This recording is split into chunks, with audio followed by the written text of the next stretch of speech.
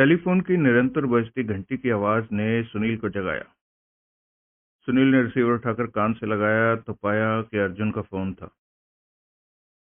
क्या हुआ? सुनील व्यग्र भाव से बोला। मुझे तो तेरी फिक्र हो गई थी, इतनी देर क्यों लगी? गुरुजी, अर्जुन खिन्न स्वर में बोला। एक नंबर का इडियट निकला ये ब्रह्मा का दिया। क्या हुआ? उसी की वजह से वक्त बर्बाद हुआ। मेरे साथ स्टूडियो पहुंच गया तो बोला कि ऑफिस की चाबी तो घर से लाया ही नहीं। कमबख्त को फिर वापस उसके घर लेके गया, जहां से कि उसने चाबी बटोरी और फिर लौटकर दफ्तर खोला। राजी से चल दिया था तेरे साथ पहली बार? कहाँ राजी से चल दिया था, बहुत हील हुज्जत की थी। उसकी तो बीवी भी उसके सुर में सुर मिलाने लगी थी कि वो कोई वक्त था कहीं जाने का। गुरुजी, मैंने भी समझ लीजिए कि उसे उठाकर मीनाक्षी स्टूडियो ले जाने में कोई कसर नहीं छोड़ी थी। शाबाश। अब बोल, नतीजा क्या निकला? नाम पता चला उस प्राइवेट डिटेक्टिव का? हाँ, नाम भी पता चला और पता भी पता चला। गुरुजी, उसका नाम विनोद पाहुजा है और धोबी नाका क्रीक के पास राजनगर डेवलपमेंट बोर्ड के जो फ्लैट हैं उनमें से एक में वो रहता है। फ्लैट का नंबर B44 है। ऑफिस मैजेस्टिक सर्कल पर यूको बैंक की बिल्डिंग में है। गुड। मेरे लिए और क्या हुक्म है? और तू होटल शान महल पहुंच। वहां पहुंचकर क्या करूं? वहां चेतन मेहरा नाम का एक रिसेप्शन क्लर्क नाइट ड्यूटी पर था। हो सकता है वहां हुई वारदात की वजह से वो अभी वहीं पर हो, लेकिन यह भी हो सकता है कि वो ड्यूटी पर पूरी करके घर चला गया हो। वो वहीं हुआ तो तेरा काम कदरन आसान है। घर चला गया हुआ तो किसी भी तरह से तुझे होटल से उसके घर का पता मालूम करना होगा और फिर उसके घर पहुंचना होगा। क्या करने? उसकी सूरत देखने। तूने किसी भी तरह से उसकी सूरत देखनी है। वो किस लिए? अर्जुन, मुझे उसकी सूरत पहचानी हुई मालूम पड़ती है, जबकि मैंने होटल शान महल में पहले कभी कदम नहीं रखा। मुझे लगता है कि उसका कभी किसी क्राइम में दखल था, जिसकी वजह से अखबारों में उसकी तस्वीर छपी थी। इस वक्त हम सिर्फ अपने अखबार का रिकॉर्ड टटोल सकते हैं। इसलिए तूने करना यह है कि ब्लास्ट की मॉर्ग में बैठना है और जितना पीछे तक ब्लास्ट के पुराने अंक टटोल सकता है उतने पीछे तक तूने टटोलने हैं। इस उम्मीद के साथ टटोलने हैं कि कहीं उसकी तस्वीर या उसका जिक्र तुझे दिखाई दे जाए। यूं कितना पीछे जाना होगा? तब तक तो नहीं जबकि ब्लास्ट छपना शुरू हुआ था। इतना पीछे जाने की जरूरत नहीं पड़ेगी। तू 5-7 साल तक का रिकॉर्ड टटोल, या तब तक मॉर्ग में जाके बैठ जब तक कि तेरी हिम्मत दगा न दे जाए। मैं दूसरा काम करता हूँ। ठीक है। सुनील ने रिसीवर वापस क्रेडल पर रख दिया और टॉयलेट में दाखिल हुआ। 10 मिनट बाद वो वहां से बाहर निकला और सीढ़ियां उतरकर नीचे पहुंचा। रमाकांत के ऑफिस के बंद दरवाजे के पीछे से वार्तालाप की आवाजें आ रही थी। दरवाजा धकेलकर सुनील ऑफिस में दाखिल हुआ। सुनील ने देखा भुवनेश वहां मौजूद था। रमाकांत उसके सामने अपनी एग्जीक्यूटिव चेयर पर बैठा था। उसके चेहरे पर गहन अप्रसन्नता के भाव थे। सुनील ने प्रश्न सूचक नेत्रों से उसकी तरफ देखा। ये तो सुनता ही नहीं, रमाकांत भुनभुनाया। टेढ़ा टेढ़ा ही जा रहा है, मुझे ही सबक सिखा रहा है। आपके कहने पर मैं अपना बयान नहीं बदल सकता, भुवनेश आवेशपूर्ण स्वर में बोला। झूठी गवाही देना मेरी यहाँ की नौकरी का हिस्सा नहीं है। सुना? झूठी गवाही देने को तुम्हें कह कौन रहा है? सुनील उसके बगल की कुर्सी पर ढेर होता हुआ बोला।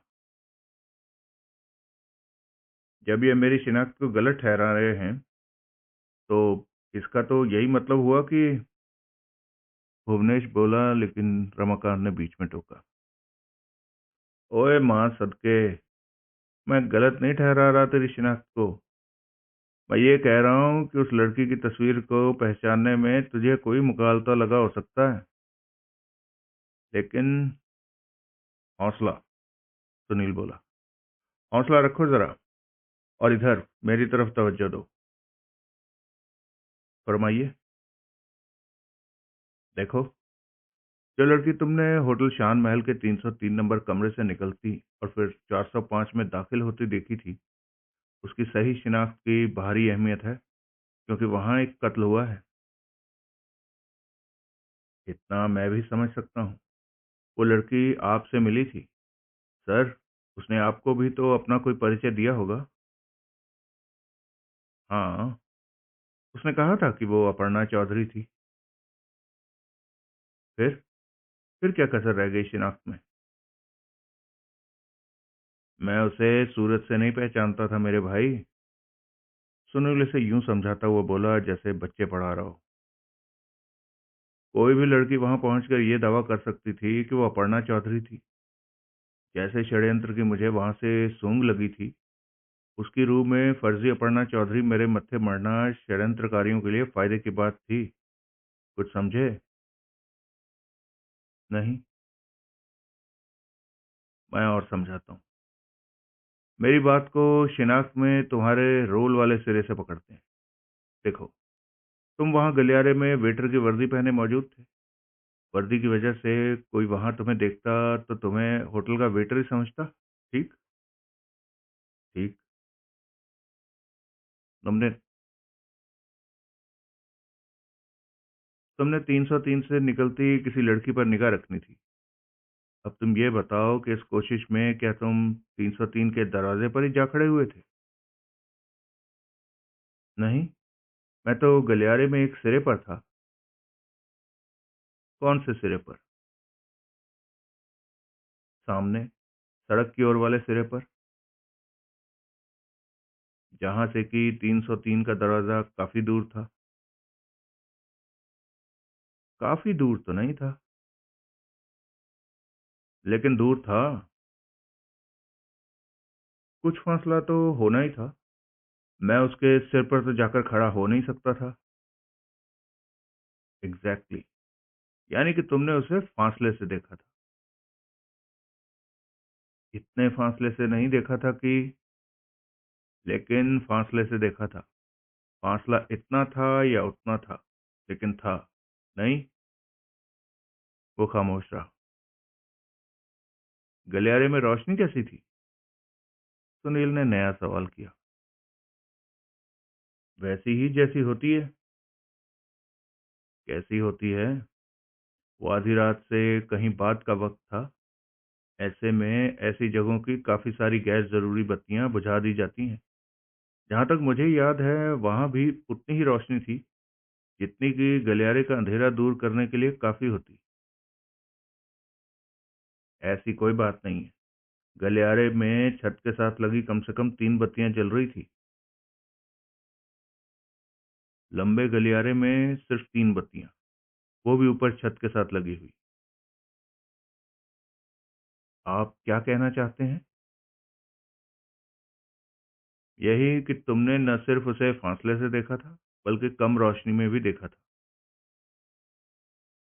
रोशनी कम नहीं थी। जगमग भी तो नहीं थी। रोशनी की चकाचौंध भी तो नहीं थी वहां। वहां रोशनी जितनी थी वो किसी को शक्ल वहां रोशनी जितनी थी वो किसी की शक्ल को पहचानने के लिए काफी थी। तुम उसे गौर से भी तो नहीं देख पाए होगे। ये आप कैसे कह सकते हैं? 2 वजह से कह सकता हूँ। एक तो इसलिए कि तुम वहां होटल के एक वेटर का रोल अदा कर रहे थे। वेटर के लिए होटल के किसी मेहमान को घूरना बेअदबी होती है, और बिना घूरे किसी को गौर से नहीं देखा जा सकता। मैं आपकी बात से सहमत तो नहीं हूं, लेकिन आप कहिए जो कहना चाहते हैं। सुने ना, रमाकांत गुस्से से बोला। पूतनीदा एहसान करता है तेरी बात सुन के भी। चुप करो रमाकांत। ठीक है, आप ही मत्था फोड़। भुनभुनाता हुआ वो एक सिगरेट सुलगाने में मशगूल हो गया। भुवनेश, सुनील फिर युवक की ओर आकर्षित हुआ। आगे तुम कहते हो कि वो लड़की 303 से निकली थी और लिफ्ट की तरफ बढ़ गई थी। हाँ। गलियारे में लिफ्ट तुम्हारे से विपरीत दिशा में है, लिहाजा लिफ्ट की ओर बढ़ने की कोशिश में कमरे से निकलते ही तुम्हारी तरफ उसकी पीठ हो गई होगी और तुम दोनों के बीच फासला बढ़ता चला गया होगा। लेकिन मैं उसके पीछे चला था। उसकी पीठ के पीछे। शिनाख्त पीठ से तो होती नहीं। उसके लिफ्ट में दाखिल होते वक्त उसकी मेरी तरफ पीठ नहीं थी। तो चेहरे का एक पहलू होगा जिसकी तुम्हें एक क्षणिक झलक ही मिली होगी। उसने एक बार मेरी दिशा में गलियारे में निगाह डाली थी। फिर भी क्षणिक झलक ही मिली होगी मेरे जिगर के टुकड़े। क्षणिक झलक, फासले से, रात के वक्त, नकली रोशनी में, ऐसी सूरत कि तुमने आगे तस्वीर से शिनाख्त की। सूरत तुम्हें रूबरू दिखाई गई होती तो तब भी कोई बात थी। क्या मतलब हुआ इन बातों का? मतलब अभी भी मैं बताऊं? मतलब खुद निकालो। फिर पढ़े लिखे समझदार आदमी हो। जो मतलब मैं निकाल पा रहा हूं वो यही है कि आप लोगों की निगाह में मैं या तो अहमक हूं या झूठा हूं। तुम दोनों ही नहीं हो, लेकिन अभी मेरी बात सुनिए। मुझे अपनी बात पूरी कहने दीजिए। ठीक है, कहो। मैंने उस लड़की को 303 से निकलते देखा था और कुछ ही देर में, उतनी ही देर में जितने में कि लिफ्ट एक मंजिल से दूसरी मंजिल पर पहुंचती है, उसे 405 में दाखिल होते देखा था। अपने पर्स से चाबी निकालकर 405 का ताला खोलकर दाखिल होते देखा था। अब रिसेप्शन क्लर्क चेतन मेहरा ने भी तो साफ साफ उसकी शिनाख्त की थी और इस बात की तस्दीक भी की थी कि वो वही लड़की थी जिसके लिए कि कमरा नंबर 405 बुक कराया गया था। अब आप मुझे बताइए कि दो जने गलत कैसे हो सकते हैं? यहीं तो पुलिस अपनी कारगुजारी कर दिखाने में कामयाब हो गई। उन्होंने चेतन मेहरा की शिनाख्त यूं तुम्हारे सामने पेश की कि तुम्हारे जहन पर उसकी छाप पड़ गई। लिहाजा तुमने भी उसकी शख्सियत की पूंछ पकड़ ली और तस्वीर देखकर तस्दीक कर दी कि वो वही लड़की थी। पुलिस वालों ने तो एक तरह से तुम्हें पट्टी पढ़ाई की। पट्टी तो आप मुझे पढ़ा रहे हैं। मैं मैं क्या पट्टी पढ़ा रहा हूं तुम्हें? आप मुझे मेरा बयान बदलने के लिए प्रेरित कर रहे हैं। प्यारे लाल, मेरे प्यारे प्यारे लाल, मैं ऐसा कुछ नहीं कर रहा हूं। मैं तुम्हें सिर्फ ये जताने की कोशिश कर रहा हूं कि जिन हालात में तुमने उस लड़की को वहां देखा था, उसके रूप में तस्वीर से उसकी पक्की और निर्विवाद शिनाख्त कर पाना संभव नहीं था। भुवनेश खामोश रहा। अब बोलो, क्या कहते हो? मैंने निर्विवाद और पक्की शिनाख्त की थी। सुनील असहाय भाव से कंधे झटकाए रमाकांत की तरफ देखने लगा। ऐसे तेवर दिखा के, रमाकांत आंखें निकालता हुआ बोला, यहाँ नौकरी कर लेगा?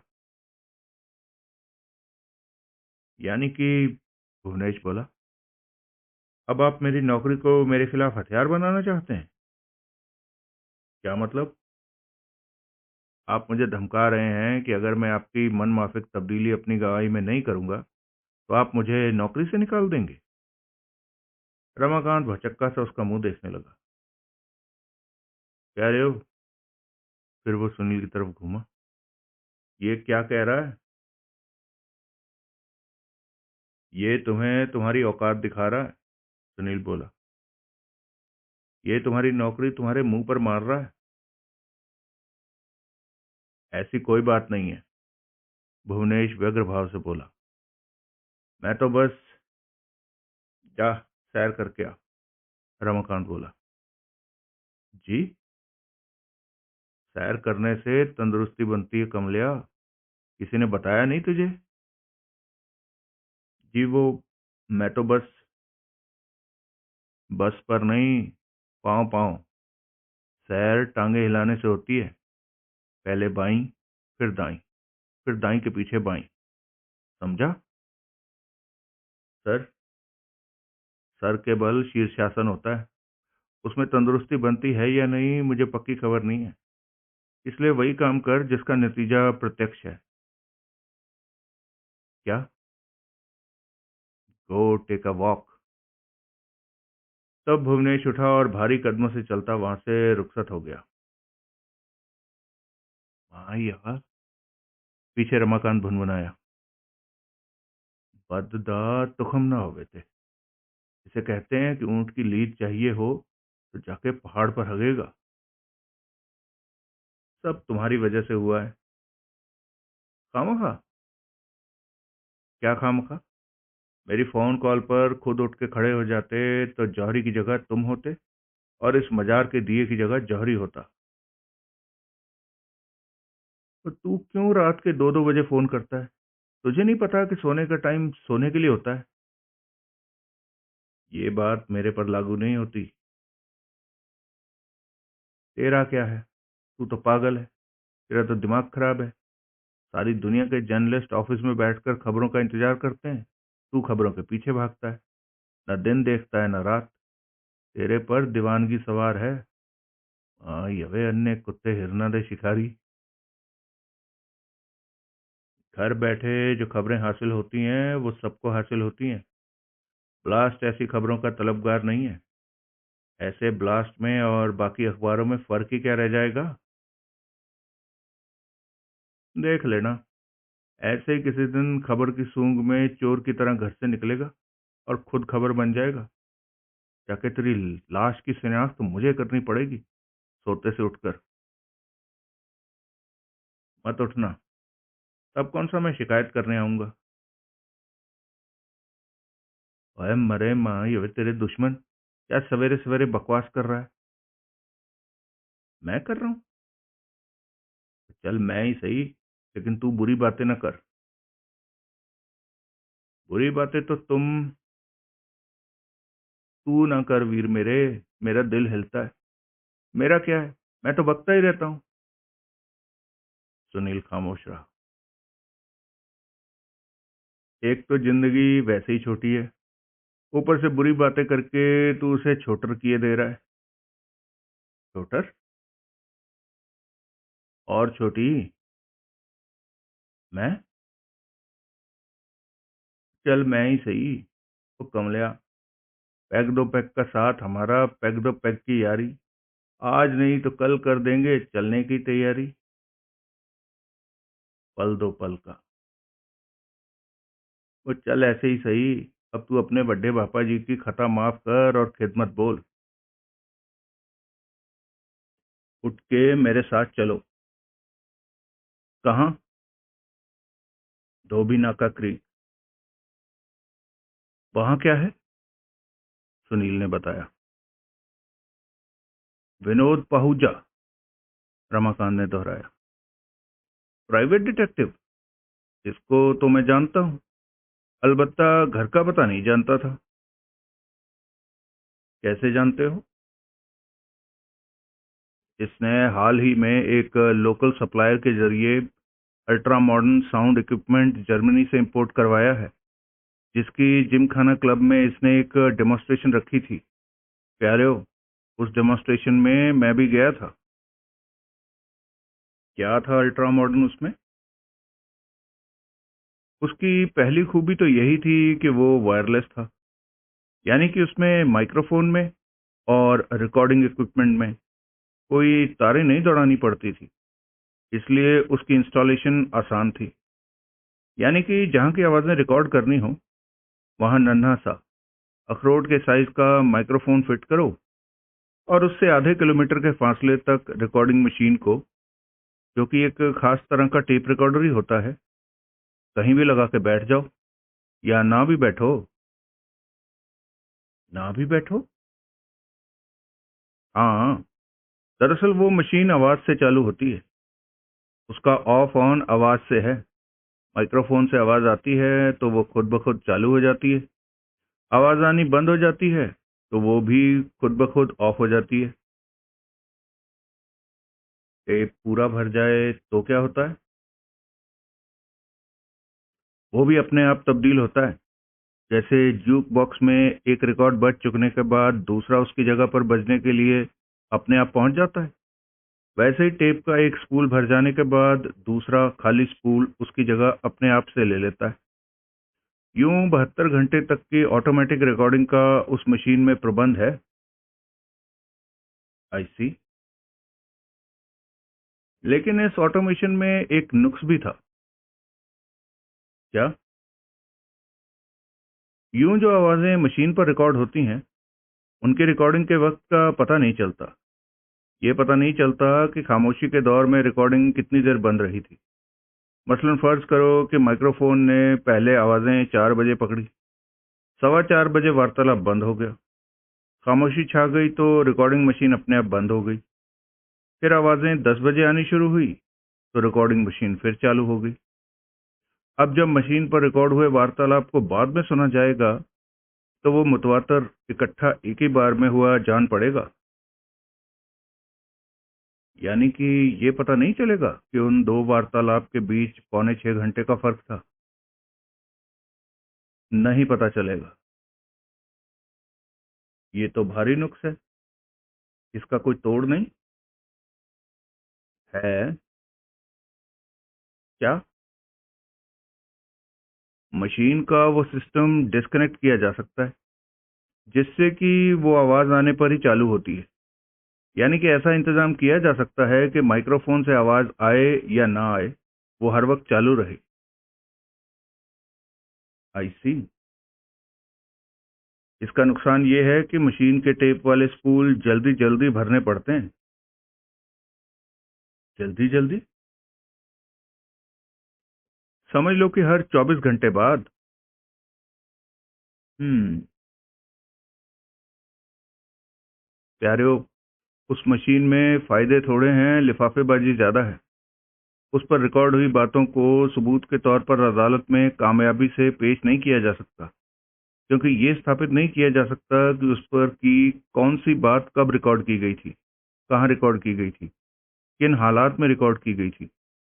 ऊपर से उसमें गलत भ्रामक बातें फीड की जा सकती थी। वो कैसे? ये भी कोई पूछने की बात है? तू नहीं जानता? तू कमरा नंबर 303 में माइक्रोफोन फिट बताता है। ये बात किसी और को भी मालूम हो सकती है। जैसे तू खाली कमरे में पहुंचा, वैसे कोई और भी खाली कमरे में पहुंच सकता है और वहां ऐसी बातें बोल सकता है जिन्हें कि बाद में टेप पर से सुना जाने पर वो तेरी जुबान में किसी का पुलंदा बांध सकती हैं। यानी कि अगर वो रिकॉर्डिंग सिस्टम पुलिस के हाथ लग चुका है तो उसके जरिए उनका ज्ञानवर्धन ही हो सकता है। किसी के खिलाफ सबूत के तौर पर इस्तेमाल करने के लिए वो बातें किसी काम की नहीं। उन बातों को सपोर्ट करने वाले कोई और सबूत पुलिस के हाथ लग जाएं तो काम की हो सकती हैं। हम्म। वैसे ये तेरा अंदाजा ही तो है कि वहां कोई ऐसा रिकॉर्डिंग सिस्टम फिट था और उसे सक्सेना के कहने पर वहां इस विनोद पहूजा ने फिट किया था। है तो अंदाजा ही, लेकिन वहां पूछताछ के दौरान पुलिस ने कुछ ऐसी बातें कही थी जो कि उन्हें किसी और तरीके से मालूम नहीं हो सकती थी। पुलिस रिकॉर्डिंग स्टेशन अभी तक तलाश नहीं कर चुकी होगी। वो मशीन होटल में ही कहीं फिट होगी तो कर चुकी होगी। फिर वो तेरे से पहले विनोद पहूजा के सिर पर नहीं पहुंचे होंगे। उम्मीद कम है। क्यों? क्योंकि मेरे हाथ में तो ये एक सूत्र था कि सक्सेना ने पहले भी कभी किसी प्राइवेट डिटेक्टिव की सेवाएं प्राप्त की थी और मैंने आनन फानन उस पीढ़ी का नाम पता सक्सेना के ऑफिस के रिकॉर्ड से खोज निकालने का इंतजाम किया। पुलिस को ये बात अभी मालूम होते होते होगी कि वो रिकॉर्डिंग सिस्टम वहां किसने लगाया था। आई सी। माइक्रोफोन की बाबत मेरा शक सही है या गलत, ये अब विनोद पहुजा ही बताएगा। तो फिर अभी तक यहीं क्यों बैठा है? इंतजार कर रहा है कि पुलिस पहले वहां पहुंच जाए? मैं कहाँ बैठा हूं, तुम ही नहीं हिल रहे हो। अरे, तू हिलेगा तो मैं हिलूंगा ना। फिर शुरू हो गए। रमाकांत एक बार बड़े धूर्त भाव से हंसा और फिर फुर्ती से उठ खड़ा हुआ। अगला दृश्य।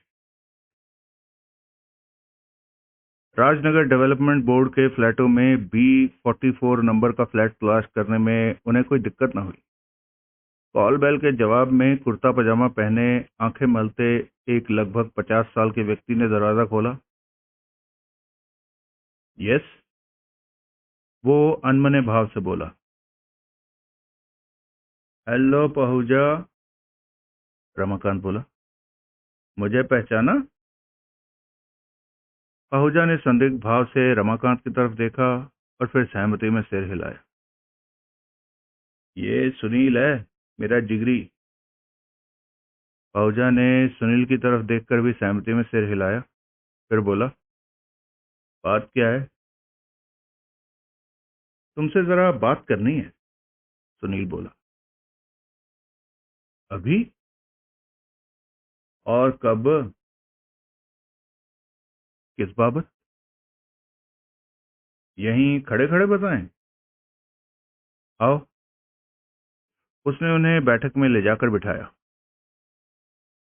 अभी सो के उठे? सुनील सहज भाव से बोला। हाँ, पहुजा ने फिर आंखें मिचमिचाई। घंटी की आवाज से ही जागा। मैंने कहा, जी कौन आया है? भीतर कहीं से जनाना आवाज आई।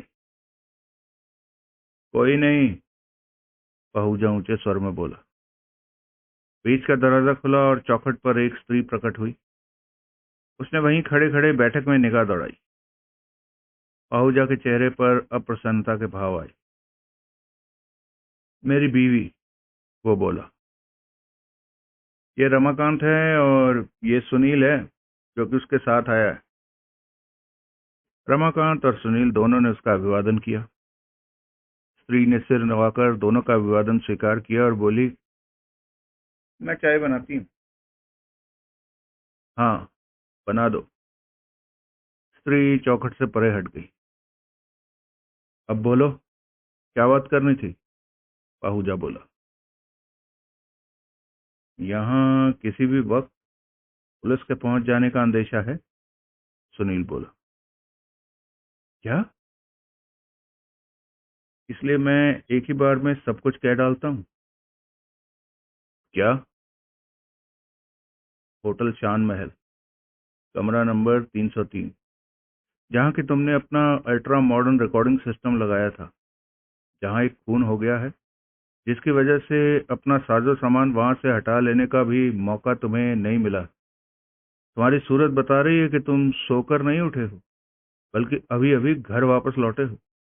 अभी भी इसलिए लौटे हो क्योंकि वहां पुलिस पहुंच गई हुई है और तुम जानते थे कि पुलिस की मौजूदगी में वहां तुम्हारी पेश नहीं चलने वाली थी। वो रिकॉर्डिंग सिस्टम पुलिस के हत्थे पड़ भी चुका है। तो मैं क्या करूं?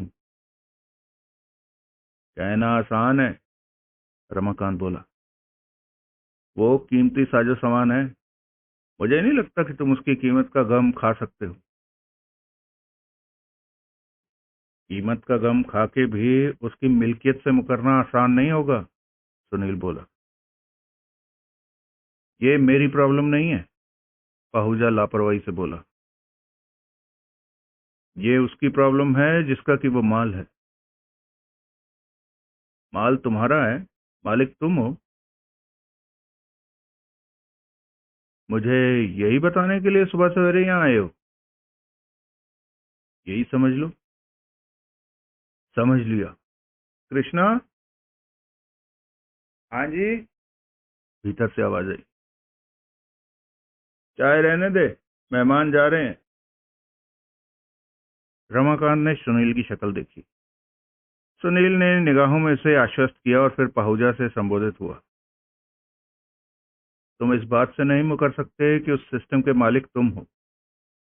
इसलिए कहा कि यहाँ किसी भी वक्त पुलिस के पहुंचने का अंदेशा है। कैसे जान लेंगे वो मालिक की बाबत? अखबार में इश्तिहार निकलवाएंगे। ऐसे साजो सामान पर उसका मेक, सीरियल और मैन्युफैक्चरर की तारीख दर्ज होती है। उस पर सप्लायर की कोई मोहर या स्टिकर लगा होता है, जिसके जरिए सप्लायर से पूछा जा सकता है कि वो सिस्टम उसने किसको सप्लाई किया था। वो कीमती सिस्टम है जो कि किसी लोकल बैंक से फाइनेंस करवाया हो सकता है, जहां से कि पूछताछ करके उनको वो सिस्टम फाइनेंस कराने वाले क्लाइंट के बारे में जाना जा सकता है। आहूजा सक पकाया। तुमने जिमखाना क्लब में उसकी डेमोन्स्ट्रेशन रखी थी? रमाकांत बोला। वहां मेरी तरह बहुत लोग मौजूद थे, लिहाजा बहुत लोग इस बात के गवाह निकल आएंगे कि तुम उस सिस्टम के मालिक हो। तुम उस सिस्टम की मिल्कियत से मुकरोगे जो कि होटल शान महल में लगा पाया है, तो तुम्हें अपना अपना सिस्टम पेश करने के लिए कहा जाएगा। तब क्या पेश करोगे? पाहुजा तब साफ साफ घबराया हुआ दिखाई देने लगा। इसीलिए तो कहा गया है कि हलवाई से रेट नहीं छुपाना चाहिए। दाई से पेट, सुनील बोला। दाई? मैं दाई हूं? हलवाई भी तो नहीं हो। तो फिर तू कहीं फिर मुहावरा तो नहीं ठीक कर रहा था? वही कर रहा था। फिर कोई बात नहीं।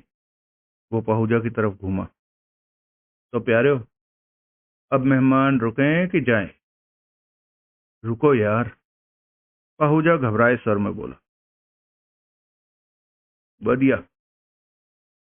बहन जी, चाय बना ही लीजिए जरा, क्योंकि अब चाय की सबसे ज्यादा जरूरत आपके पति को ही है। सुनील ऊंचे स्वर में बोला।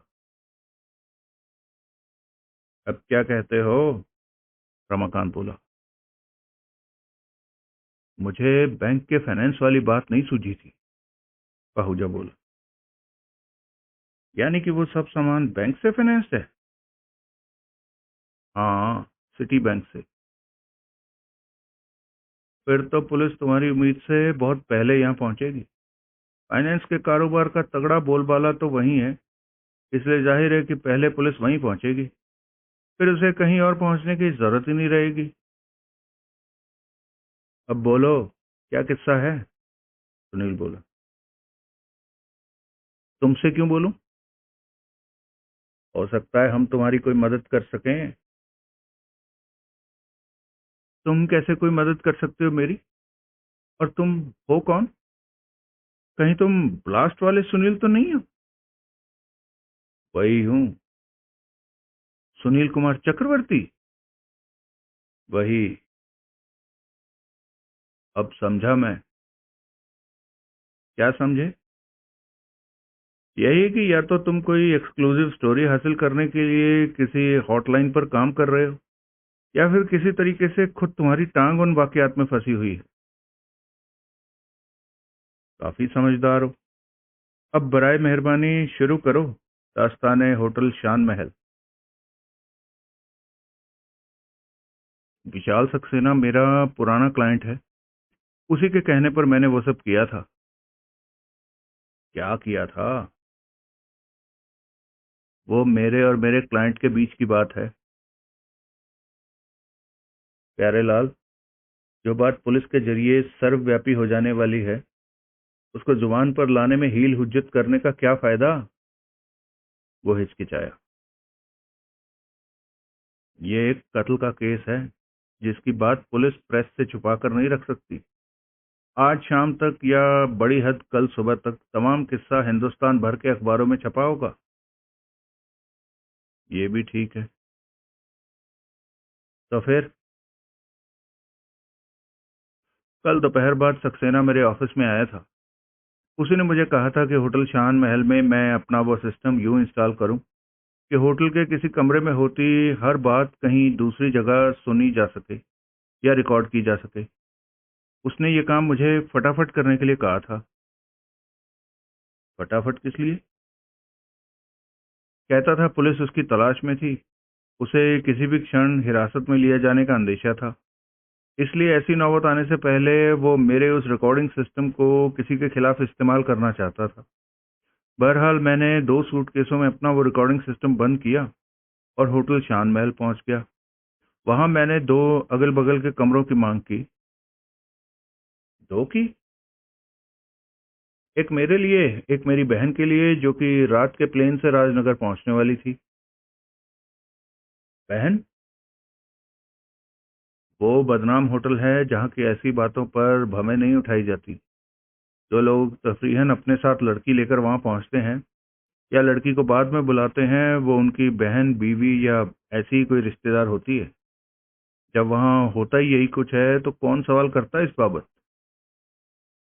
हम्म। इत्तेफाक से होटल के किसी भी फ्लोर पर अगल बगल के 2 कमरे खाली नहीं थे।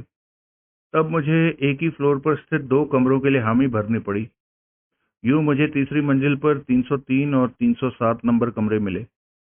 मैंने एक एक सूटकेस दोनों कमरों में भिजवा दिया। वेटर के चले जाने के बाद मैंने 303 में माइक्रोफोन फिट कर दिया और वहां मौजूद सूटकेस भी 307 में ले गया, जहां की मैंने रिकॉर्डिंग स्टेशन खड़ा कर दिया।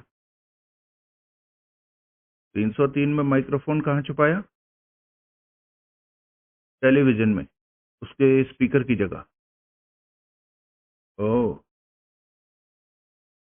फिर मैंने रिकॉर्डिंग सिस्टम को टेस्ट किया कि 303 में होती हर आवाज सच में ही 307 में मशीन द्वारा पकड़ी जा सकती थी। जब मैं पूरी तरह से संतुष्ट हो गया तो मैंने सक्सेना को खबर दी कि अब वो 303 में जा सकता था। खबर कैसे की? कॉपर चिमनी के बारमैन साबले के जरिए। फिर फिर मैं 307 में जा बैठा। लेकिन रमाकांत बोला, तुम्हारी मशीन तो ऑटोमेटिक है, जिसे कि किसी मॉनिटर की जरूरत नहीं। वो नई मशीन थी जिसकी मैंने एक दो डेमोस्ट्रेशन ही तब तक दी थी। किसी असल केस में उसे नहीं आजमाया था। इसलिए सावधानीवश मैंने कुछ अरसा मशीन के सिरहाने इस तस्दीक के लिए बना रहना जरूरी समझा कि वो ठीक से काम कर रही थी। कर रही थी वो ठीक से काम? हाँ, एकदम बढ़िया। मैं तो थोड़ी देर उसे मॉनिटर करता उसके सिरहाने बैठा था और फिर वहीं सो गया था। कब तक सोए रहे? यही कोई 9 पौने 9 तक। उसके बाद मैं होटल से निकलकर एक करीबी बार में गया था जहां मैंने कुछ खाया पिया था। फिर मैंने कॉपर चिमनी फोन करके बारमैन सावले से बात की थी तो उसने कहा था कि मेरा मैसेज सक्सेना तक पहुंच चुका था। फिर फिर मैंने विस्की की एक बोतल और खाने पीने का कुछ सामान, सैंडविच, कॉकटेल वगैरह खरीदा और वापस होटल में आ गया। तब मशीन की क्या पोजीशन थी? शांत थी, खामोश थी, कुछ रिकॉर्ड नहीं कर रही थी। यानी कि 303 खाली था? जरूरी नहीं। हो सकता था कि सक्सेना तब वहां मौजूद था और खामोशी से किसी के वहां पहुंचने का इंतजार कर रहा था। आई सी। फिर फिर थोड़ी देर खाता पीता मैं मशीन के सिरहाने बैठा रहा, लेकिन फिर नशे में ऊँघ गया। उसके बाद मेरी नींद तब खुली जब एकाएक मुझे एहसास हुआ कि मशीन चल रही थी। यानी कि 303 में माइक्रोफोन आवाजें पकड़ रहा था, जिसकी वजह से मशीन अपने आप चालू हो गई थी। मशीन पर लगी हरी बत्ती चल रही थी, जिससे ये जाहिर होता था कि सिस्टम सुचारू रूप से अपना काम कर रहा था। तब मैं पलंग से उठकर मशीन के सिरहाने जा बैठा और हेडफोन कानों पर चढ़ाकर रिकॉर्ड होते वार्तालाप को मॉनिटर करने लगा। क्या सुना तुमने? मैंने सक्सेना की आवाज सुनी और एक जानाना आवाज सुनी, लेकिन जो कहा जा रहा था या वो मेरे कुछ पल्ले नहीं पड़ा। क्यों? नशा आड़े आ रहा था या मशीन ठीक से काम नहीं कर रही थी? दोनों ही बातें नहीं थी। वार्तालाप ही कुछ ऐसा छिटपुट था कि जो कहा जा रहा था वो तो सुनाई दे रहा था, लेकिन जो सुनाई दे रहा था उसका कोई मतलब ठीक से समझ में नहीं आ रहा था। फिर भी कुछ तो पल्ले पड़ा होगा। हाँ, कुछ तो पल्ले पड़ा था। यही पल्ले पड़ा था कि सक्सेना और उसके साथ मौजूद लड़की तुम्हारे वहां पहुंचने का इंतजार कर रहे हैं। सक्सेना कह रहा था कि वो बस आता ही होगा। मैंने उसे फोन किया था और उसने कहा था कि वो फौरन रवाना हो रहा है। लड़की ने अपनी राय जाहिर की थी कि वो लेट हो जाएगा। फिर कुछ देर ऐसी बातें होती रही जो मेरी समझ से परे थी, जिनका कोई सूत्र किसी तरीके से मेरे हाथ नहीं आया था। जैसे सक्सेना बोला था, जब वो आए तो तुमने उसे ऐन वही बताना है जो कि तुमने मुझे बताया है। एकदम साफ बात करना ताकि कोई कोई कंफ्यूजन पैदा ना हो। फिर बोला था, सब ठीक ठाक होगा। फिर फिर थोड़ी देर खामोशी रही थी और फिर सक्सेना तब तक भी तुम्हारे वहां न पहुंचने की बाबत फिक्र जताने लगा था। कहने लगा था कि इतनी रात गए तुम उसका फोन सुनकर वहां रवाना होने की जगह कहीं करवट बदलकर सो तो नहीं गए थे। तब उस लड़की को कहा था कि वो तुम्हारा फोन ट्राई करे। उसके बाद फिर थोड़ी देर खामोशी रही और फिर लड़की दबे स्वर में बोली थी, पुलिस को बुलाओ। फिर कुछ क्षण बाद फोन की घंटी बजी थी और मैंने लड़की को, जाहिर है कि फोन में, क्योंकि उसके बोलने से पहले घंटी बजनी बंद हो गई थी, हंसते हुए कहते सुना था, अरे नहीं, यूं ही मजाक था, भूल जाओ उसे। उसके बाद उसके बाद कुछ देर न पल्ले पड़ने वाली आवाजें आती रही थी, जैसे किसी के चलने फिरने की आवाजें, किसी ने बोलना शुरू किया और फिर एकाएक खामोश हो जाने की आवाजें, या कोई हाथापाई की आवाजें। हो सकता है। आवाजों से क्या पहचान हो सकती है? फिर फिर मुझे लड़की की आवाज सुनाई दी। वो कह रही थी, लिपस्टिक तो लगाने दो, हुलिया तो सुधारने दो। फिर फिर बस, फिर तुरंत बाद मशीन ही ऑफ हो गई थी। यानी कि आवाजें आनी बंद हो गई थी। हाँ। मशीन दोबारा कब चली? कोई 10-15 मिनट बाद। लेकिन इस बार जो आवाजें मुझे सुनाई दी, वो पहले वाली आवाजें नहीं थी। आवाजें एक जनाना और एक मर्दाना ही थी, लेकिन सक्सेना या पहले वाली लड़की की नहीं थी। वो नई आवाजें थी, जिन्हें मैं नहीं पहचानता था। तब जनाना आवाज ये कह रही थी, मैं कहती हूँ उसने शर्तिया यहाँ कहीं संदेश छोड़ा है। उसके हाथ में लिपस्टिक थी, उसने उसी से कहीं कुछ लिख दिया होगा। तब मर्द बोला, ढूंढने का वक्त नहीं है, अपनी लिपस्टिक मुझे दो, मैं सब ठीक करता हूँ। फिर फिर थोड़ी देर खटपट की आवाजें हुई और फिर मशीन ऑफ हो गई। उसके बाद उसके बाद तुम वहां पहुंचे। आगे तुम्हें मालूम होना चाहिए कि क्या कुछ हुआ। तुम वहां से कब रुखसत हुए? जब मैंने तुम्हें रमाकांत को फोन करते हुए सुना, तब तक बात की गारंटी हो चुकी थी कि मशीन के सिरहाने ही बने रहना ठीक नहीं था। मशीन की रखवाली भी जरूरी नहीं थी, क्योंकि मुझे यकीन था कि उसकी वहां मौजूदगी की किसी को भनक भी नहीं लगने वाली थी। ऊपर से तुम्हारी बातों से मुझे एहसास हो रहा था कि वहां कोई असाधारण घटना घटित होने वाली थी। ऐसे माहौल में मेरा वहां टिका रहना बेवकूफ़ी थी। लिहाजा मैं चुपचाप वहां से निकलकर घर चला आया था। सुनील के चेहरे पर अविश्वास के भाव आए। पहले फेरे में, पहुजा ने जल्दी से जोड़ा। ओह, पहले फेरे में, that is more like it. फिर वो क्या है कि घर आकर पहले तो मुझे यही बात गैर मुनासिब लगी कि टेप का एक स्पूल मशीन से उतारकर मैं अपने साथ ले आया था।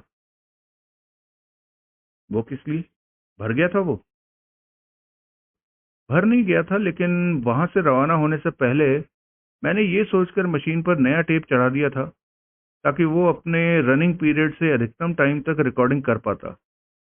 तब मशीन से उतारा पुराना स्पूल मैंने बेध्यानी में अपने कोट की जेब में डाल लिया था, जिसका ख्याल मुझे घर पहुंचने पर ही आया था। मुझे लगा कि मौजूदा हालात में वो स्पूल मेरे पास नहीं होना चाहिए था।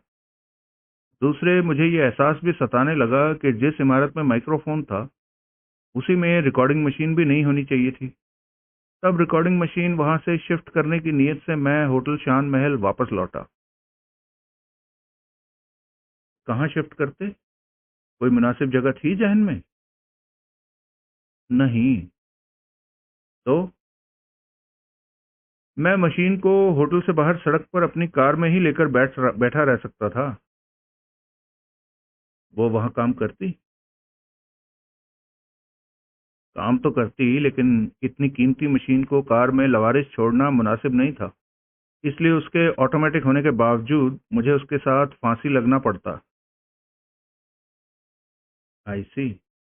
तो ये सब वहां पहुंचकर तुमने किया? नहीं। क्यों? नौबत ही ना आई। वहां पहले ही पुलिस पहुंची हुई थी। मैं बहुत देर होटल के इर्द गिर्द मंडराया, लेकिन फिर मुझे अपना ये काम भी खतरनाक लगने लगा।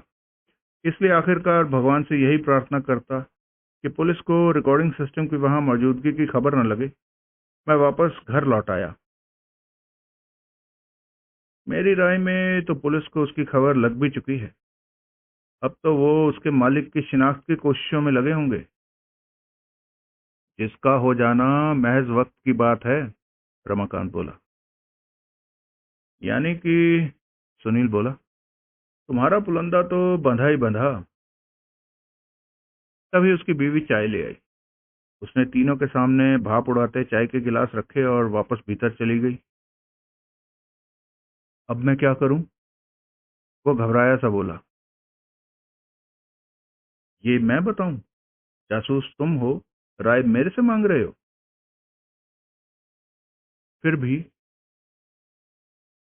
फिर भी ये यहाँ फोन है।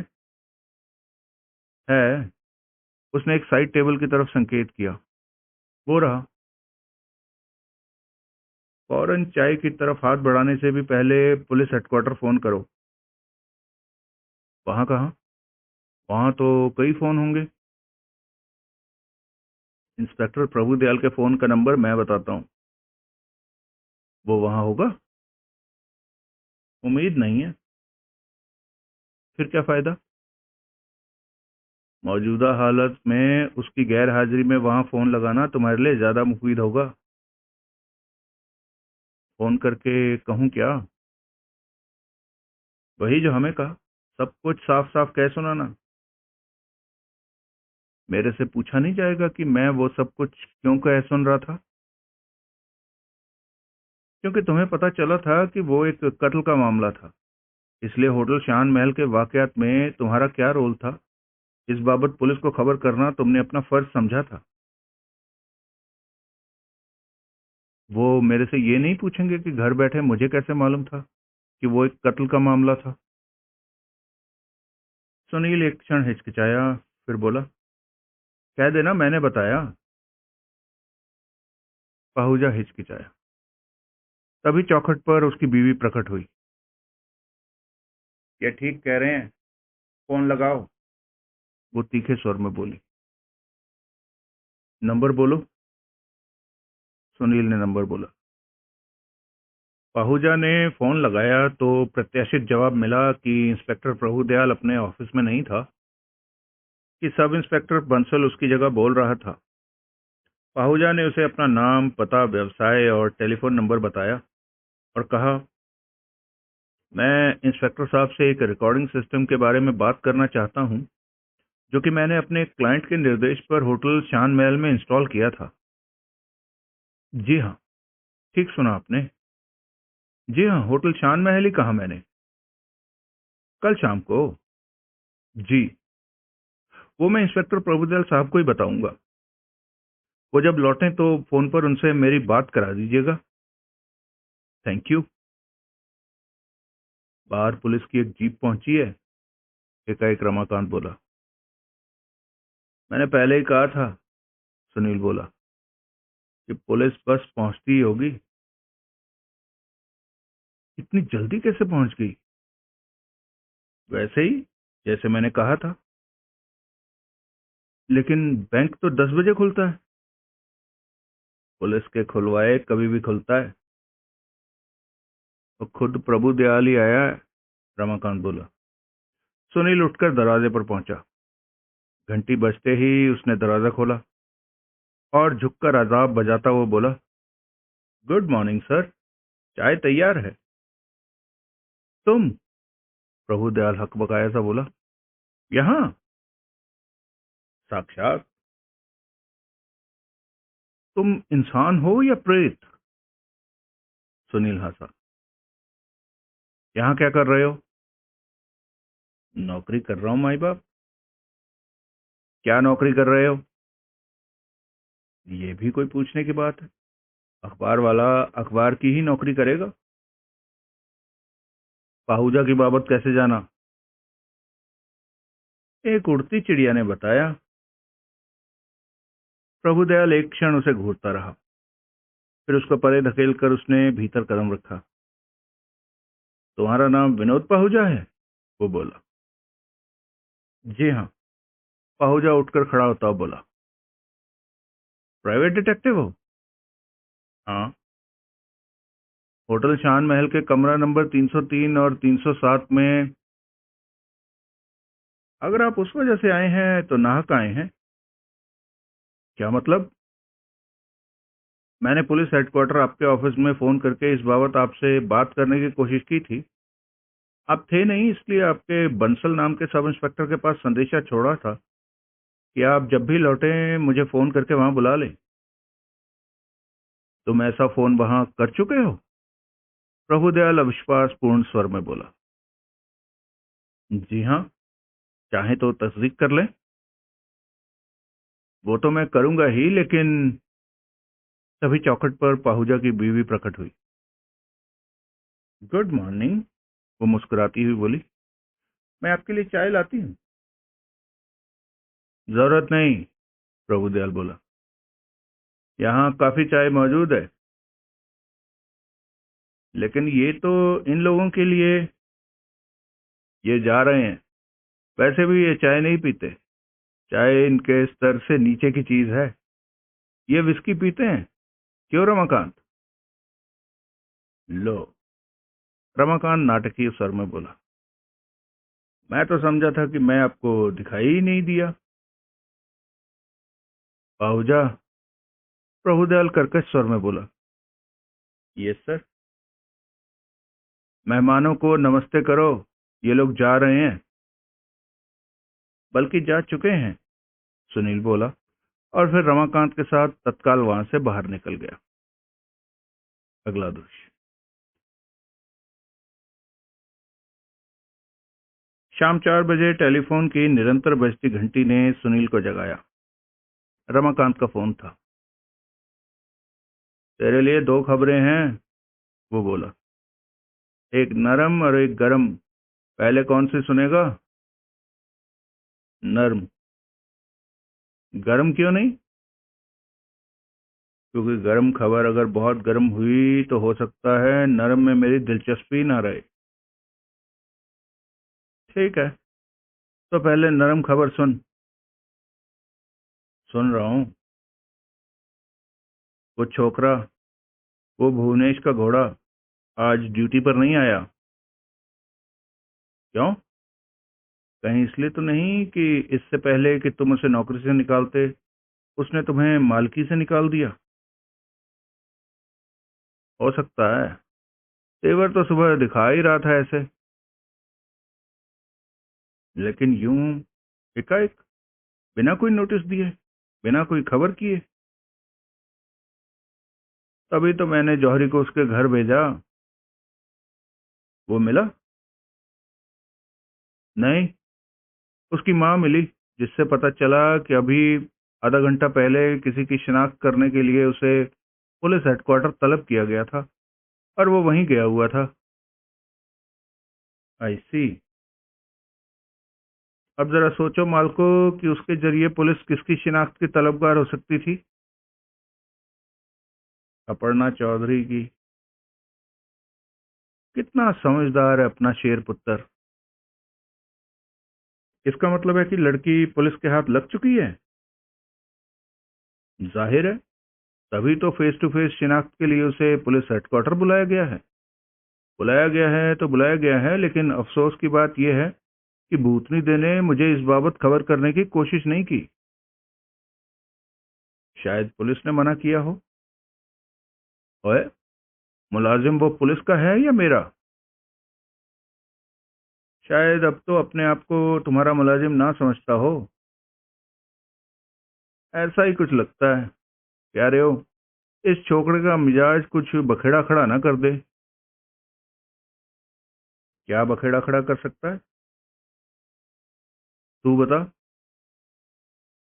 बड़ी हद यही तो हो सकता है कि शिनाख्त की बाबत वो ही ठीक होगा, यानी कि उसने सही लड़की की शिनाख्त की होगी।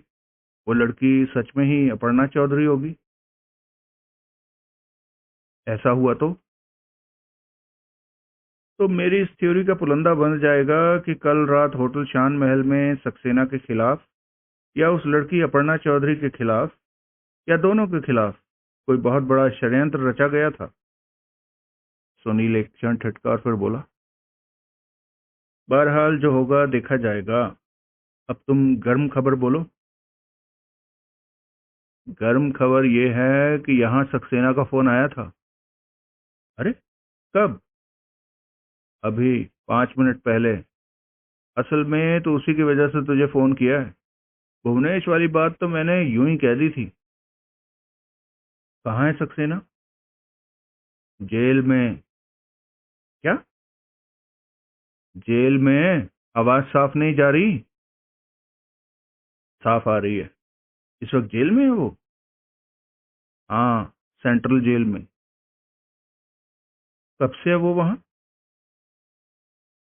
आधा घंटा पहले से, लेकिन गिरफ्तार सुबह 9 बजे हुआ था। तब से कहाँ था? पता नहीं। कहता है पुलिस ने एक बंद गाड़ी में उसे कई जगह फिराया। वो नहीं जानता था कि वो कहाँ कहाँ ले जाया गया है। कमाल है। फोन पहले क्यों ना किया? कहता है अभी इजाजत दी पुलिस वालों ने फोन करने की। तुम्हें क्यों किया? क्योंकि एक ही फोन करने की इजाजत मिली थी। तो फोन करने की इजाजत मिलती तो तुझे भी करता।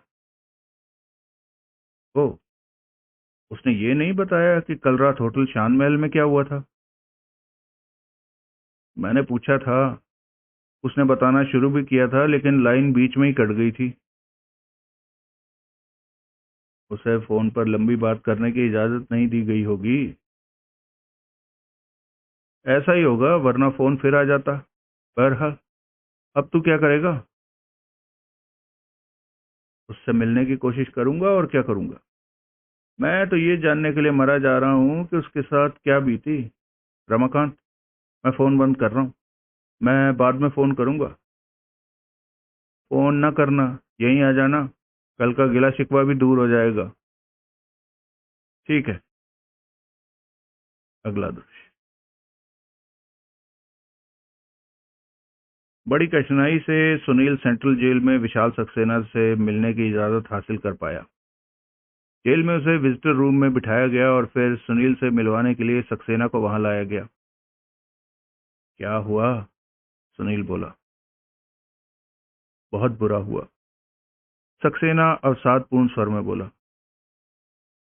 वो तो दिखाई दे रहा है। पकड़े कैसे गए? कहाँ पकड़े गए?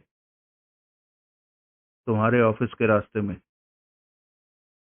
तुम मेरे पास आ रहे थे? हाँ, यूथ क्लब जाना चाहता था, लेकिन मुझे अंदेशा था कि वहां की निगरानी हो रही होगी, इसलिए ब्लास्ट के ऑफिस का रुख किया। लेकिन निगरानी वहां की भी हो रही थी। मैं इमारत के सामने टैक्सी से उतरा ही था कि सादे कपड़े वाले पुलिस वालों ने मुझे दबोच लिया। आनन फानन वो लोग मुझे एक जीप में बिठाकर पता नहीं कहाँ ले गए थे। पढ़े लिखे समझदार आदमी हो, आने से पहले फोन किया होता।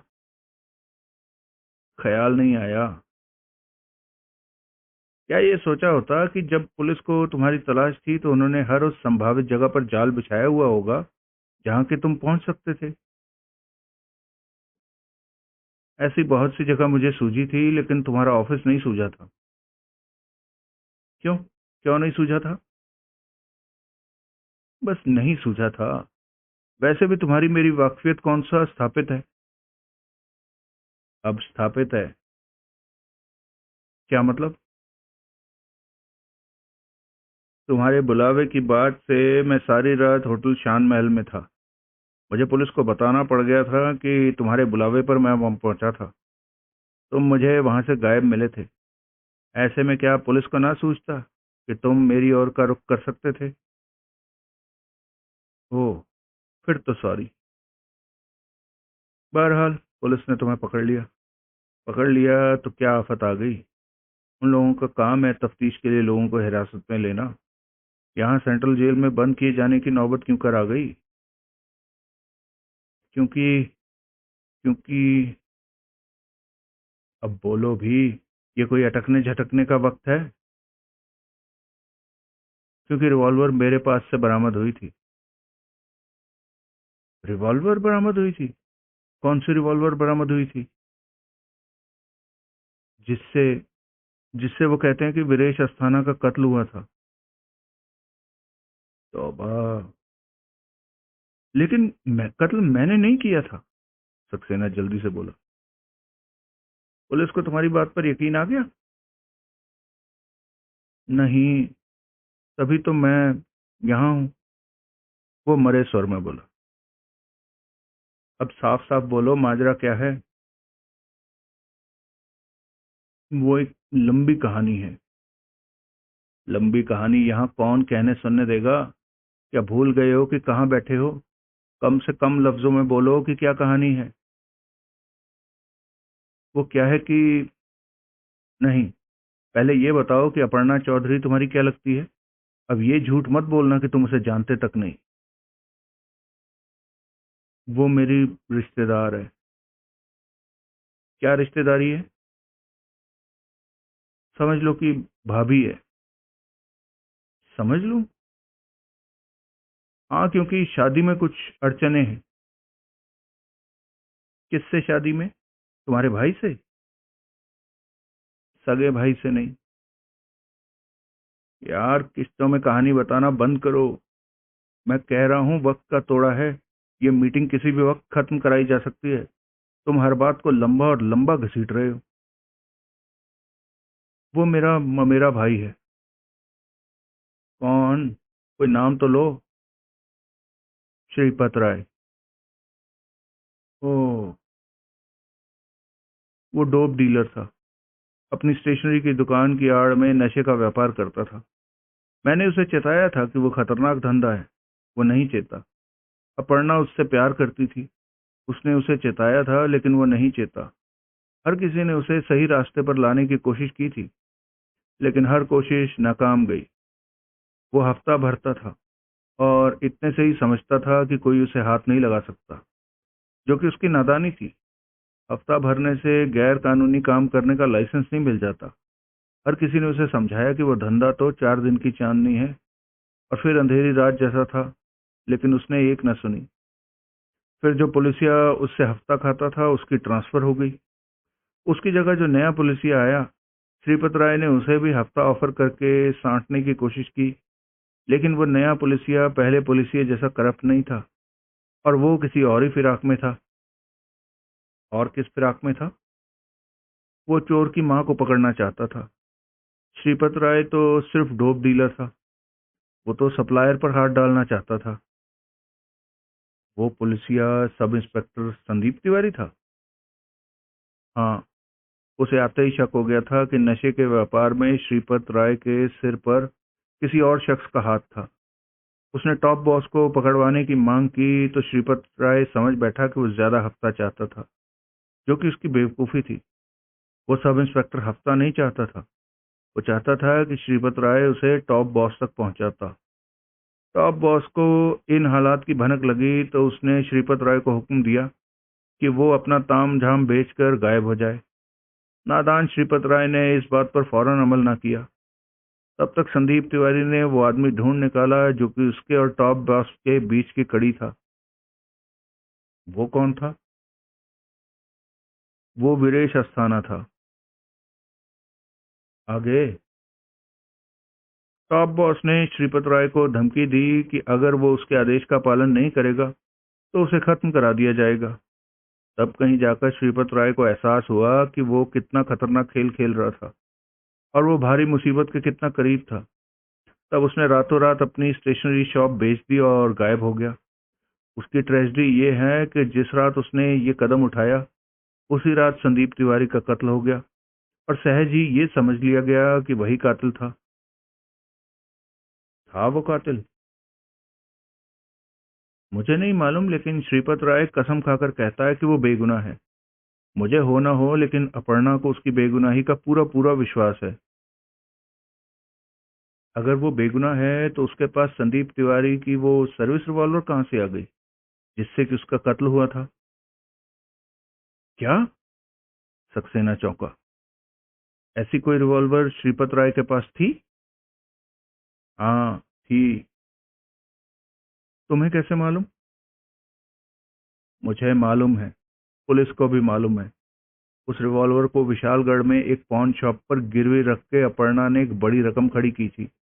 अपर्णा के पास गिरवी रखने के लिए रिवॉल्वर और कहां से आ सकती थी? हे भगवान! इसका मतलब है कि श्रीपत राय ही उस सब इंस्पेक्टर का कातिल था। ऐसा ही जान पड़ता है। फिर तो मैं ठीक ही फंसा हुआ हूँ। तुम जरा ताजे कत्ल पर आओ, जो कि कल रात होटल शान महल में हुआ। वीरेश अस्थाना को तुमने शूट किया था? नहीं। तो फिर वो रिवॉल्वर तुम्हारे पास से क्यों बरामद हुई, जिससे कि तुम कहते हो कि उसका कत्ल हुआ है? मैं नहीं कहता, पुलिस कहती है। पुलिस ने कब कहा तुम्हें ऐसा? मेरे तुम्हें फोन करने से थोड़ी देर पहले। उसी वजह से तो मैं यहाँ जेल में बंद हूँ। इस बात की तस्दीक हो चुकी है कि तुम्हारे पास से बरामद रिवॉल्वर ही आला कत्ल है? हो चुकी है भाई, हो चुकी है। बैलिस्टिक एक्सपर्ट की रिपोर्ट के इंतजार में ही तो वो लोग मुझे इधर उधर भटकाते रहे। तस्दीक होते ही मुझे यहाँ लाकर बंद कर दिया। वो रिवॉल्वर क्यों थी तुम्हारे पास?